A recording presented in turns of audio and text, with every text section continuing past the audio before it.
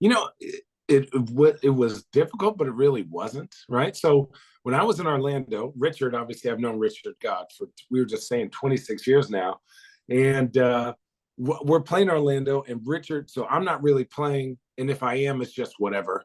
Because I had asked for a trade. It was just like we were going He to get our said head busted whatever. regardless. It was whatever, right? It was just not my happiest of days playing hoops. Great teammates, just too And young, too Disney, rich. and Disney, let's be honest. Disney sucks after one time, right? And so, you know, Cleveland comes and beats the shit out of us, right? And Richard's like, man, come on, man, let me take you out for some margaritas. So I think it's just me and him. Man, we go there. It's me and the damn team. It's me and like the Cavs team. So I'm like, man, I'm not sitting here with y'all as like y'all beat the junk out of us, and now I gotta sit here, right? Like a used car salesman, just sitting here to y'all talking about the highlights, and one of them I'm in, right? Try to foul Braun, but then I was like, if I hurt him, I'm really not gonna trade him. So it's funny because I end up seeing Kevin hanging out. Rich like, man, come to the hotel and hang out with us. No, we're not leaving tomorrow. You don't have practice. And I was like, no, I can't. I can't. I end up going over there, hanging out with them, meeting all them. And yeah, I think that because that was the only time that had happened like that. That was when I got traded. It was easier for me to talk to all them. I was like, yeah, I just saw you 2 weeks ago. Well, you guys went on Like, a first date already. Like you yeah, left your yeah, we already girlfriend. went on a first date. You left But your also, girlfriend you like, didn't really like. yeah, yeah. A toxic ex. But no. What, dude? My biggest thing, I've always said this, is like I was in Orlando. We are getting our head busted, and we are practicing 2.5, 3 hours, right? Looking at film, like just miserable. No hierarchy within the team. Like, whose team is it? Is it Victor's or Vooch or Aaron Gordon or Alfred Payton or Dwayne Dedman, or whose team is it? Right, Evan Fournier.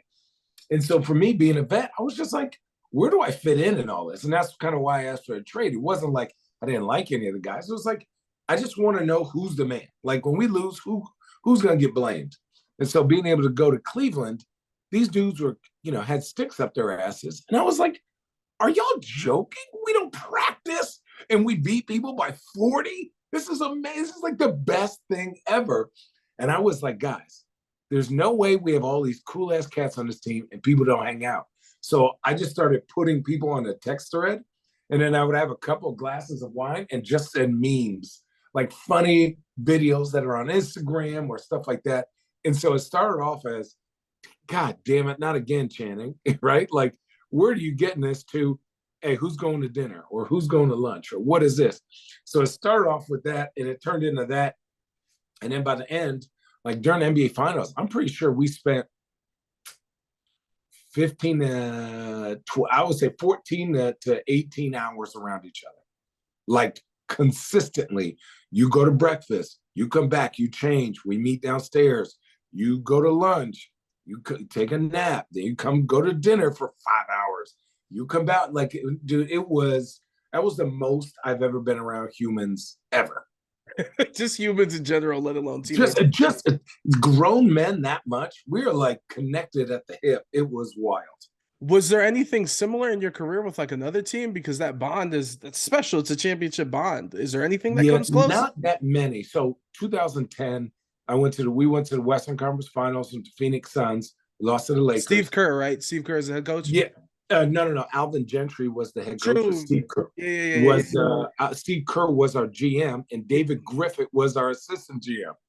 So that's how Griff knew me, right? Because when I left Phoenix, I had a conversation with him, and he was like, "Hey, I think you're going to be really good in Cleveland." And this is before they got Braun, so I had an opportunity to go there. And then I was like, in negotiations with Orlando, and I was like, man, I can't go there. There's all this money on the table right now. I can't wait 3 days for a what if. Yeah. So I go to Orlando, get paid. They get Kevin from a trade. They have Braun. They have Kyrie. They have Tristan.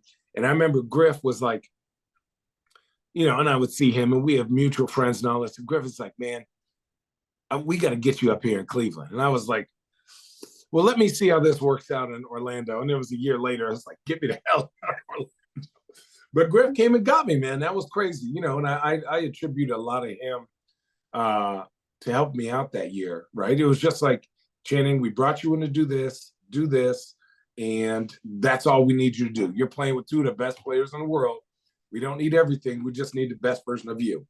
Yeah, and it's a small world because obviously James Jones ends up being the GM of the Suns and stuff like that. And Griff is in New Orleans, and Steve is so it's a small world. And before we get into the speed round to close out the interview,